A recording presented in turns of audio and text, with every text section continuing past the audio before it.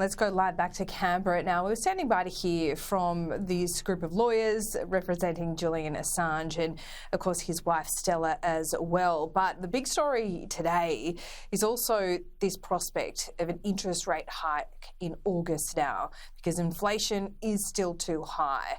And it's gotten worse over the last 6 months. Joining me live now is Assistant Trade and Manufacturing Minister Tim Ayres. Tim, thanks so much for your time. G'day, Laura. A stark reminder really yesterday that cost of living is front and centre for most, if not all, Australians at the moment. The central component or goal of your government has been stated time and time again is it's to ease this cost of living pressure. But we now have the data, Tim. Over the last 6 months, it's gotten worse. So do you need to do more, or are the measures you put in place not working? Well, I certainly think that it is right that this is the central issue, the here and now issue for Australian households and business, and it is the centrepiece of the government's approach. That is what this government is all about. That's why we've delivered 2 budget surpluses, the first in nearly 20 years, budget surpluses back to back, downward pressure on inflation. That's why the cost of living measures that the government has in the budget are there targeted for households and business. And those, a significant part of those start, of course, on Monday. Tax cuts for every single Australian, $300 off energy bills. And thirdly, Laura, that is why our advice is, and the publicly stated advice of Treasury and the Reserve Bank and the institutions in the economy is that those cost of living measures themselves on rent and energy take off 0.5% of inflationary pressures. Now, we've also been really careful to say we have made significant progress on inflation. It is half what it was when we came to office, but we are not out of the woods yet, and that there is still significant work to do. Yeah, but doesn't this show that fiscal measures and monetary measures need to be acting in concert here, and the fiscal ones don't appear to be? Well, they certainly are.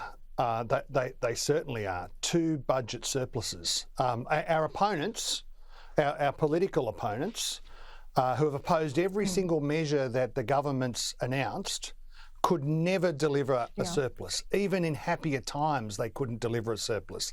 They left us with $1 trillion in debt. But if we could talk about the inflation data, can't be wished away. Just for a moment, Tim. Yeah, sure. Yeah, no, sure. But let's look at the here and now. I understand that, but we also, in a couple of weeks, I mean, your government and you were spruiking a tax cut for absolutely every Australian. That is welcomed, but don't you have to admit today that there's a real risk that more money in people's pockets in just a couple of weeks' time could make that inflation story even worse and actually force up another interest rate? No, Laura, absolutely not. What those tax cuts do, apart from providing welcome relief to Australians alongside wage increases that Middle Australia is receiving because of the government, pushing for wage increases in the economy, what they do is lift workforce participation.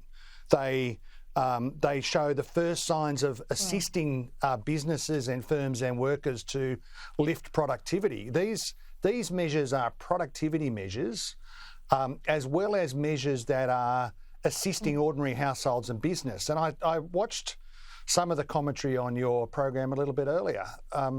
These measures, particularly the energy and the rent measures, directly take pressure off inflation, directly feed into the rest of the economy. They are real measures that help real families and real businesses, and they flow into the economy in a way that helps with the task of reducing inflation. Now, that's what government should be about. Now, we are doing this against the backdrop of some pretty tough systemic issues. We had the lowest productivity growth in our history over a decade of the last government. We've had energy policy stasis, nothing achieved in the energy system so crucial to the competitiveness of Australian Well, that's still a bit of a mess, I would argue, and without bipartisanship on that issue, we have used the last 2 years really carefully. Yeah.